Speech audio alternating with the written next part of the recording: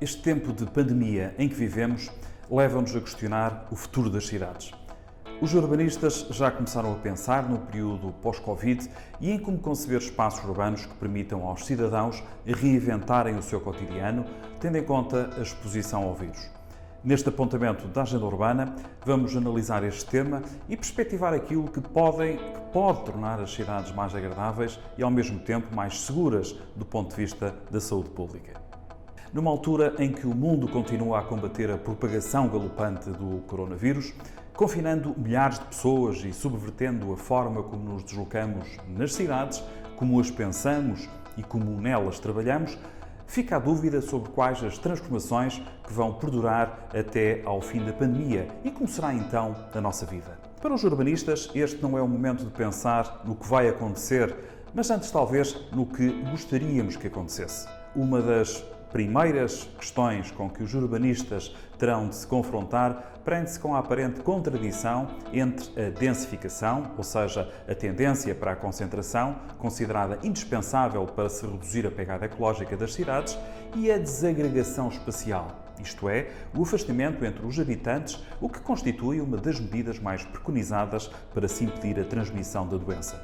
Muitos urbanistas consideram, em termos gerais, que a densificação é positiva porque está demonstrado que as cidades densas consomem menos energia.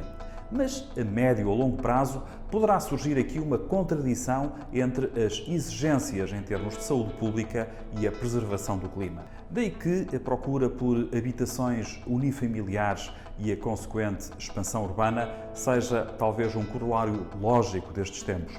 Aliás, algo que já se está a verificar em Portugal, assim como, por exemplo, também em França, mais concretamente nos arredores da grande metrópole de Paris. Um outro possível efeito do coronavírus poderá ser ao nível da mobilidade e no modo como as pessoas se deslocam na cidade. A crise sanitária oferece muitos argumentos aos adversários do automóvel.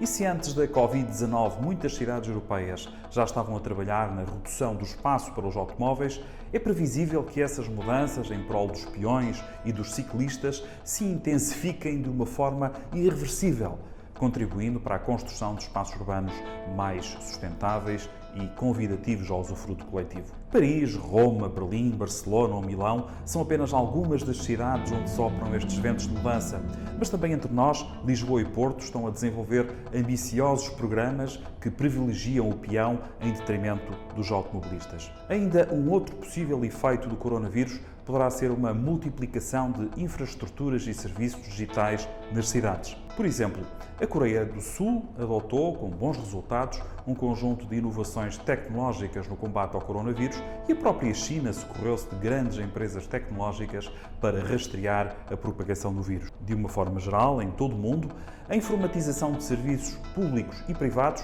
cresceu de uma forma muito acentuada neste período de pandemia, pelo que a tendência das cidades inteligentes deverá manter-se ou até mesmo intensificar-se perante a necessidade de conciliação do regresso ao trabalho com a prevenção da epidemia. Os megadados, a computação em nuvem ou a inteligência artificial poderão contribuir para tornar as cidades mais inteligentes e ao mesmo tempo mais próximas, facilitando a vida aos cidadãos. Por último, esta pandemia vai seguramente alterar o modo como se concebem as nossas habitações. Para além da natural tendência dos cidadãos procurarem habitações unifamiliares, esse desejo infelizmente não está ao alcance de todos.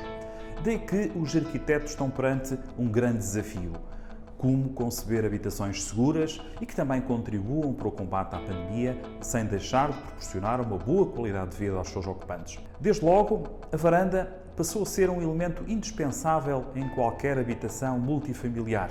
Passou a ser um símbolo de uma nova forma de liberdade, que permite o desfruto de ar fresco e de desconfinamento visual. De uma forma geral, a área útil das casas ou dos apartamentos deverá também ser mais generosa no futuro.